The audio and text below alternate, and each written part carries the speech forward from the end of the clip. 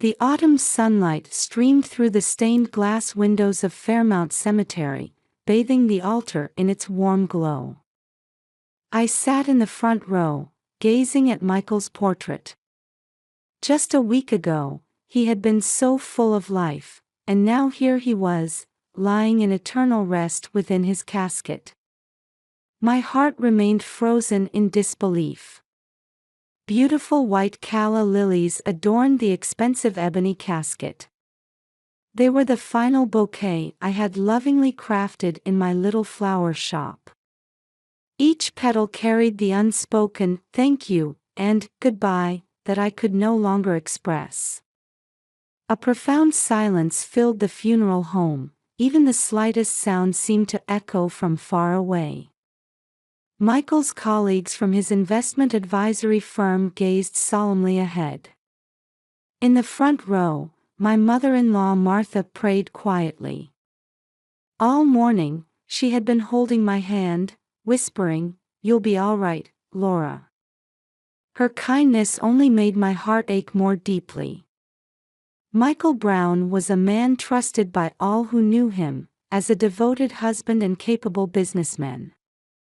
Each word from the minister resonated in my heart like the toll of a heavy bell. The figures of the mourners in their black attire blurred through my tears. "Michael, why did you have to leave so soon? We had so many things we still wanted to do together." I could hear the slight tremor in my own voice. A sudden heart attack. Gone at just 38 years old. That final morning, he had left for work with his usual smile, saying, "See you later," but he never came home. Suddenly, the heavy doors swung open with a sound that cut through the solemn atmosphere. The reverent mood in the chapel froze instantly. A stranger in a striking red dress strode in confidently, her high heels echoing against the floor. Her perfectly styled blonde hair caught the sunlight, and an expensive pearl necklace adorned her neck. Her piercing gaze was fixed straight ahead at the altar. "Wait!" Her sharp voice pierced through to the chapel's ceiling. He was my husband too. The room erupted in chaos. Gasps of shock rippled through the mourners. For 7 years. I had to share him with you. The blonde woman, who introduced herself as Helen Parker, spoke with a voice as cold as ice shards, piercing straight through my heart. Her eyes held a mixture of hatred and triumph. After this sudden revelation, the funeral was temporarily suspended. Martha placed a hand on my shoulder and whispered, "Let's take a break." I nodded silently and headed to the waiting room. In the small room surrounded by white walls, the light streaming through the window seemed to make everything feel surreal. I sat in a chair and let out a deep sigh. My husband's death. And now this revelation. Everything was happening too suddenly for my mind to process. I heard a knock. It must be Martha checking on me. "Come in."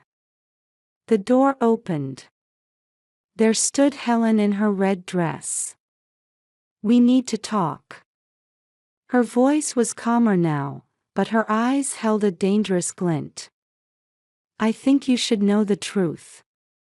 Helen slowly approached me, clutching her expensive handbag with both hands. "Michael loved me. His marriage to you was just business.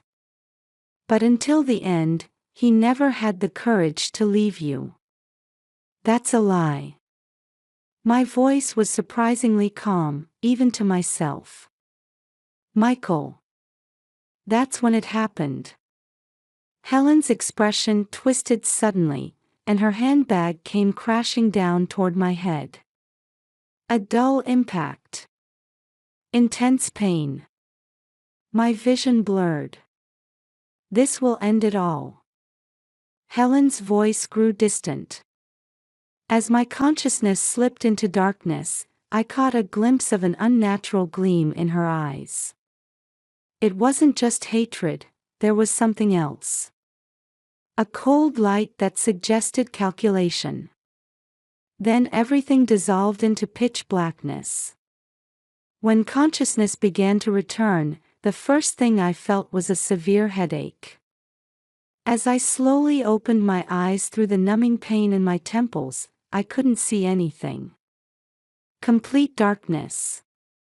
It was impossible to tell whether my eyes were open or closed in this absolute blackness. Where am I? My whispered words echoed strangely back at me. The sound reflection peculiar to small spaces. Anxiety began to build. When I reached out, there was a wall right beside me. The surface was smooth and cold. Moving my hand sideways, another wall. Reaching up, I touched a ceiling just inches away. No. Terror ran down my spine. It didn't take long to understand the reality. I was in a coffin. Intense panic seized my entire body. My breathing became shallow, and my heart began to race wildly. In the confined space, I felt like I couldn't get enough oxygen. A sensation of my throat being squeezed. Cold sweat ran down my back. Help! Someone! I'm in here. My desperate cries seemed to echo uselessly, probably blocked by the thick walls. I felt around my surroundings. Smooth wooden texture. And no gaps anywhere. A completely sealed space. Would this become my final resting place? Stay calm. I have to stay calm. I whispered to myself. But in the darkness, my sense of time was becoming distorted. How long had it been? Minutes? Hours? Unable to see my watch, I could only fight against the terror in the darkness. That's when I felt a slight warmth. At first, it was just barely noticeable. I thought it might be my imagination. But the temperature was definitely, mercilessly rising. Is this the crematorium? The moment that thought crossed my mind, another wave of terror swept over me. Was I about to be cremated? Suddenly, everything from the waiting room came flooding back. Helen's cold eyes. That unnatural gleam in her gaze. The handbag coming down. It all connected. This wasn't an accident. This was attempted murder. She had planned this from the beginning. The heat gradually intensified. I could hear the roar of flames beginning beyond the walls. At first, it sounded like fire burning in the distance, but gradually the sound grew louder and closer.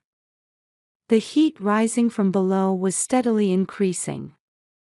Sweat poured out, and breathing became even more difficult. My clothes clung to my skin, and my hair became heavy with moisture. Help!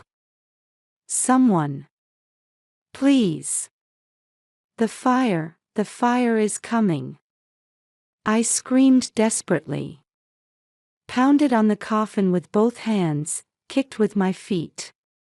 Clawed at the walls until my nails broke. But the sturdy coffin didn't budge an inch. I could tell the metal clasps were firmly locked. The heat continued to rise. Every breath burned my lungs. My clothes were completely soaked with sweat, and my hair was damp with steam. Perhaps from lack of oxygen, I started feeling dizzy. The crematorium's flames approached relentlessly. The wall temperature had risen too high to touch. It felt like being burned alive. Is this what death's temperature feels like? Is this the end? 7 years with Michael. And the truth that was never revealed. Would it all end here? My vision began to darken. Whether from lack of oxygen or heat-induced dehydration, I couldn't tell. That's when I faintly heard voices outside. Something's not right. My intuition is telling me. Check immediately. It was Martha's voice. Different from her usual calm tone, it was urgent. I apologize, but according to regulations, once the process has begun, we cannot interrupt. A male voice. Probably crematorium staff. Formal and cold. Regulations. More important than a human life. Open it right now. Martha's voice carried an intensity I'd never heard before. A forcefulness I couldn't have imagined from my usually gentle mother-in-law. Can you take responsibility? If there really is someone in there. What do you think will happen to your life if you don't check now and the worst happens? A moment of silence. Then the sound of machinery stopping. The rise in temperature halted. However, the accumulated heat still enveloped me. Hurry. Every second counts. Martha's voice was urgent. The sound of metal creaking. The sound of someone desperately trying to open the coffin. The bustle of multiple people moving. But the heat had already risen almost to the limit. My consciousness began to fade again. This time, it might really be the end. Laura. Please be alive. Martha's desperate cry echoed in the darkness. Then suddenly, bright light streamed in. The sound of the lid opening. Fresh air rushed in, and the hot air escaped all at once. Multiple arms grabbed me and pulled me out. The cool air felt wonderful against my burning skin. Laura. Are you all right? Stay with me. In Martha's arms, I coughed violently. Filled my lungs with air. I was alive. Still alive. My throat burned with pain. My whole body was feverish. But I was definitely alive. Call an ambulance. Quickly. Someone shouting. The sound of security guards running. Staff moving frantically. And in Martha's arms, I lost consciousness again. This time, not from the fear of death, but from extreme exhaustion and relief. The last thing I heard was Martha's thin yet strong-willed voice. It's all right now. You're safe, Laura. I'll protect you, I promise. After 3 days of recovery in the hospital, I found myself sitting in the police station's interview room. The afternoon sunlight streaming through the window reminded me of the heat from that day at the crematorium, making me shudder involuntarily. Across from me sat a middle-aged detective in a gray suit. Ms. Brown, do you have any idea what might have motivated her to try to kill you? The detective's voice was gentle, but his gaze was sharp, observing my reactions. Thick case files were stacked on the desk. Honestly, everything happened so suddenly. Until the day of my husband's funeral, I didn't even know a woman named Helen Parker existed. My voice was still slightly shaky. Though my throat still hurt, the emotional wounds cut much deeper. Helen Parker has been arrested. Initially, she denied everything, but the detective pulled out a photograph. It was a printout from the crematorium's security camera footage. The image showed Helen in a private conversation with the crematorium staff. The date was right after Michael's death. She had been planning to take my life all along. She had systematically bribed the crematorium staff. A significant amount of money was involved. We found traces of suspicious deposits in the employee's account. Those words sent a chill down my spine. Premeditated attempted murder. The fact that this wasn't a random incident weighed even more heavily on my heart. Leaving the interview room, Martha was waiting. There was a shadow of something unspoken in her expression. The dark circles under her eyes told of her exhaustion over these past few days. "Laura, could we talk? There are things I couldn't tell the police." We went to a nearby cafe and sat facing each other. After a long silence, Martha finally spoke. Her expression showed a pain I'd never seen before. "I noticed something was wrong with him 3 months ago." Martha's voice carried a mixture of sadness and regret. Her fingers, gripping the coffee cup, trembled slightly. "Michael suddenly started having more weekend business trips. And they were longer than usual. A mother's intuition, I suppose. I felt something wasn't right. He became anxious about phone calls, quickly closing his computer screen when anyone came near." She let out a small sigh and lowered her gaze. "I hired a private investigator. As a mother, I needed to make sure my son wasn't going down the wrong path. I hesitated at first, but I couldn't just let it be." Those words made my heart race. My throat went dry. The investigation results arrived 2 days before Michael's death. Photos and reports. Evidence of his meetings with Helen. Rendezvous at luxury hotels. Expensive gifts. Everything was documented there.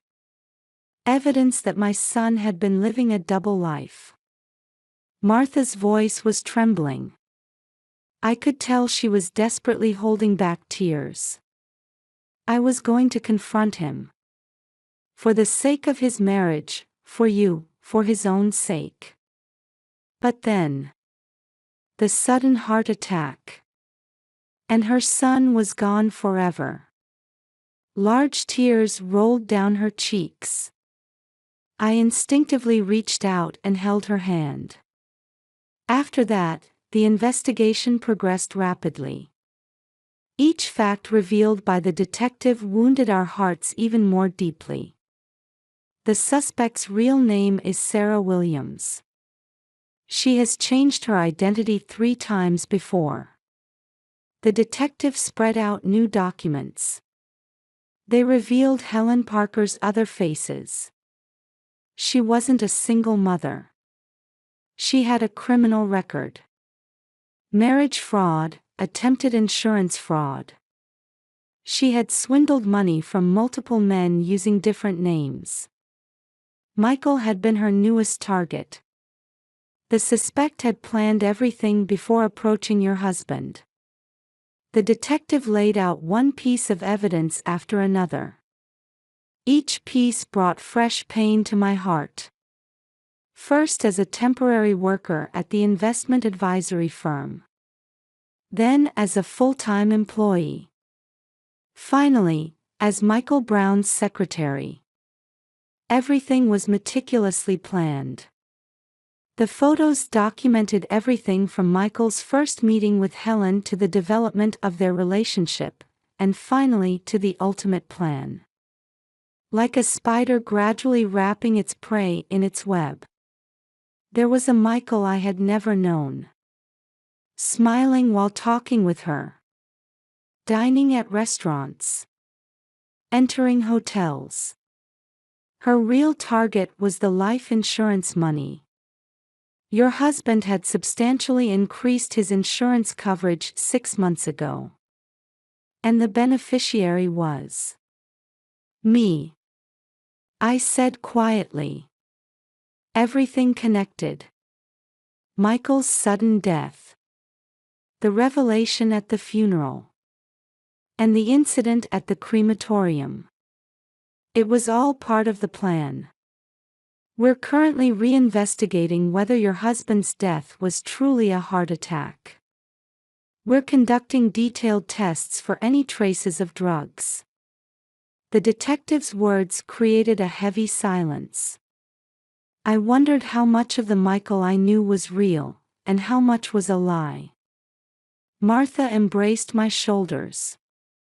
Her warmth slightly eased the pain in my heart. We were both carrying the same burden. Difficult days lie ahead. But the truth will surely come to light. We will do everything we can to support you. I nodded slightly at the detective's words.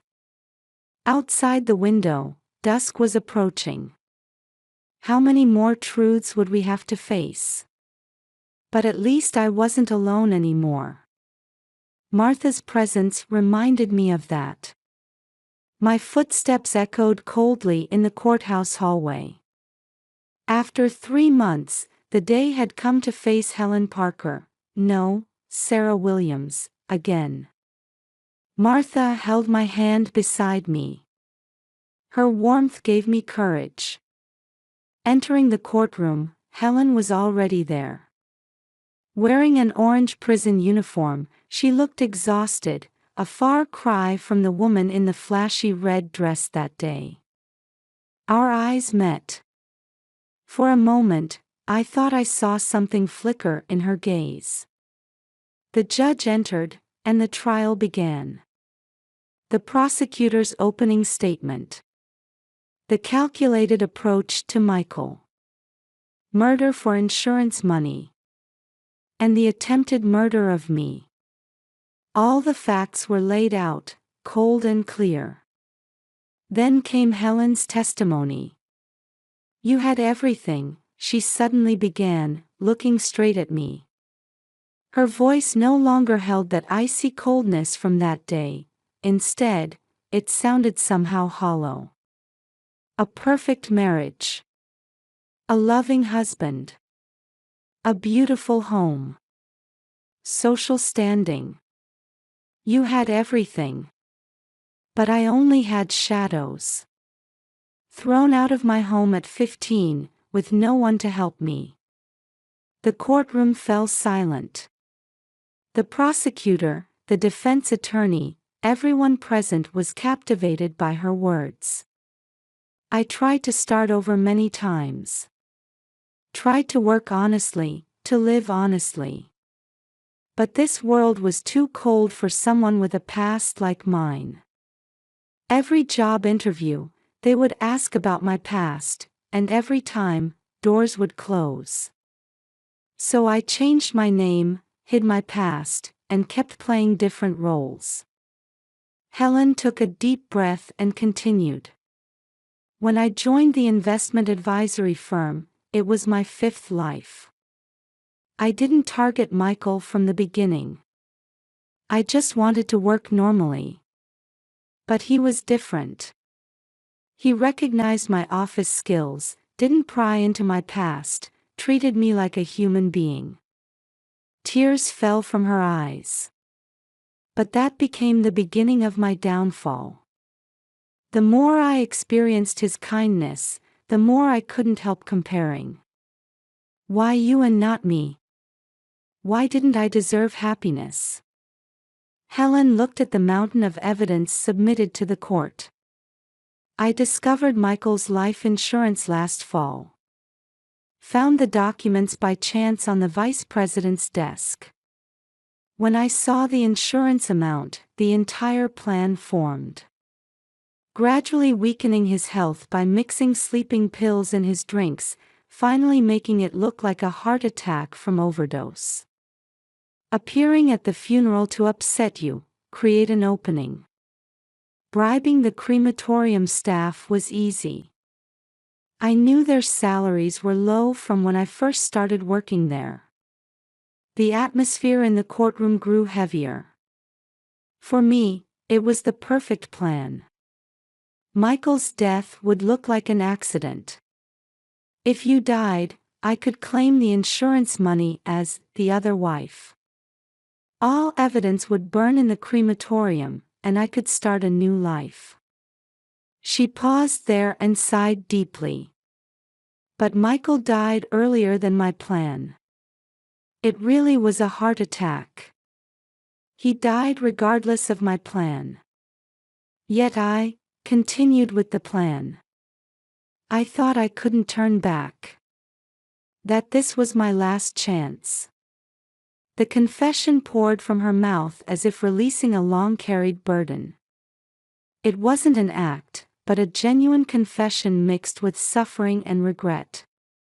I hated everything you had. But now, I'm just tired. Tired of pretending, tired of fighting. For 25 years since I was 15, constantly pretending to be someone else, constantly hiding my true self. She covered her face with both hands and sobbed. It was a genuine side of her we'd never seen before. The trial ended as expected. The prosecution's evidence was irrefutable, and while her confession provided some grounds for leniency, it couldn't overturn the gravity of her crimes. Attempted murder. A 12-year prison sentence. As Helen was led away, she looked back at me one last time. Her eyes no longer held hatred. Back home, Martha made us warm tea. Released from the tension of the courthouse, exhaustion suddenly overwhelmed me. That was hard, Martha said gently, placing her hand on my shoulder. But we'll move forward together now. Yes, Michael made mistakes. But that was just a small part of his life. The person we knew, he was real. I nodded silently.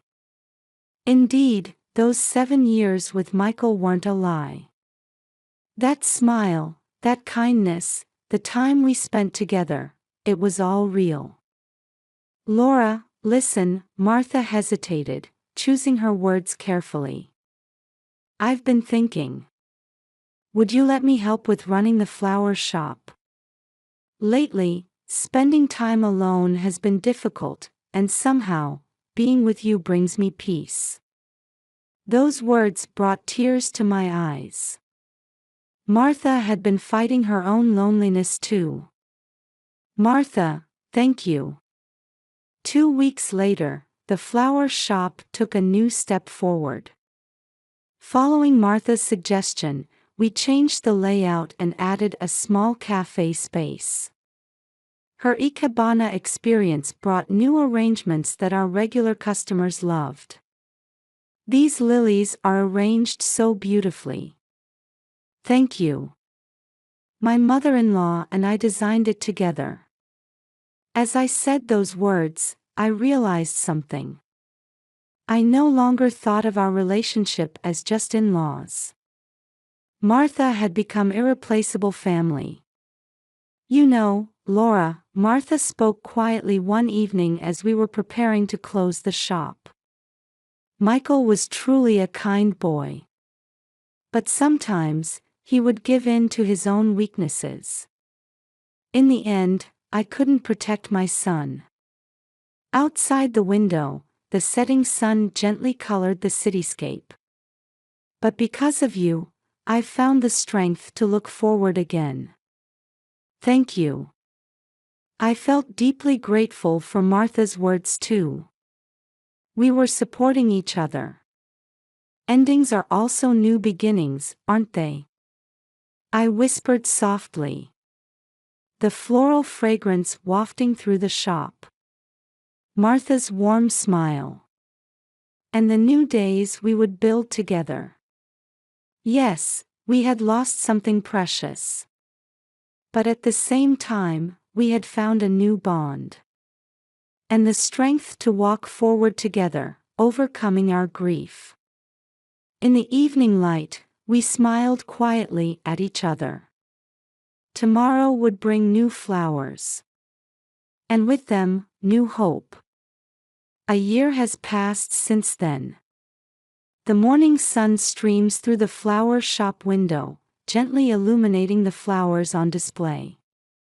In the quiet time before opening, I softly touch the petals of white calla lilies in a vase. Beautiful flowers, Martha says, bringing in warm coffee. It's become her daily morning routine without my noticing. Today's the day, isn't it? I nodded quietly. The first anniversary of Michael's death. Yesterday, we placed fresh flowers on his grave. The town has changed so much since the trial. Indeed, much had changed over this past year. Sarah Williams' trial had sent ripples through the investment industry. Michael's company had thoroughly revised their internal regulations, strengthening background checks while also initiating an employment program for reformed offenders. They were working toward a new way of employment where people wouldn't need to hide their past. Did you read her letter? I nodded slightly at Martha's question. Last week, a letter arrived from the prison. In it, she had written candidly about her life story that she had never told anyone before. Being thrown out at 15, drifting between facilities and the streets. A period when she tried to walk an honest path at a rehabilitation facility. But the anguish of being unable to find a place in society due to her records. And how she began using false names. We can't forgive her, Martha said quietly. But we can understand. And we can do something to prevent the same sadness from repeating. Martha had recently started volunteering at a rehabilitation facility. Once a week, she teaches flower arranging, connecting with troubled souls. By the way, Laura, Martha showed a slightly nervous expression. About the new shop. We're currently planning our second location. Following Martha's suggestion, it will be a new type of shop combining flower therapy and counseling. A place to heal wounded hearts with flowers. I've secured the funding. My savings, and... She hesitated slightly. I want to use part of Michael's insurance money. I think he would be happy with our choice. Those words brought tears to my eyes. Yes, this is what Michael would have wanted. For his death to become a light for someone else's new life. Thank you, Martha. We embraced silently. Mother-in-law and daughter-in-law. Family bound by deep ties despite the lack of blood relation. The shop's entrance bell chimes softly. Our first customer. Welcome, we greet together. A young woman enters hesitantly. I came to ask about flower therapy. Her eyes show uncertainty. She must have gone through some difficult experiences. But this girl, too, will surely find her way forward. Let's talk about it slowly, Martha smiles gently. I prepare freshly brewed coffee. In this space filled with the fragrance of flowers, another story of healing was about to begin. Outside, early summer light embraces the town. And the various flowers arranged on the shop's shelves quietly weave their own stories. Life sometimes confronts us with cruel truths. But if we have the courage to face those truths and overcome them, new paths will surely open. I gently add water to the white calla lilies. Their petals seem to shine even more brilliantly in the morning light. An ending is always a new beginning. Hoping that this beginning becomes someone's hope, we continue walking forward today, together with our flowers.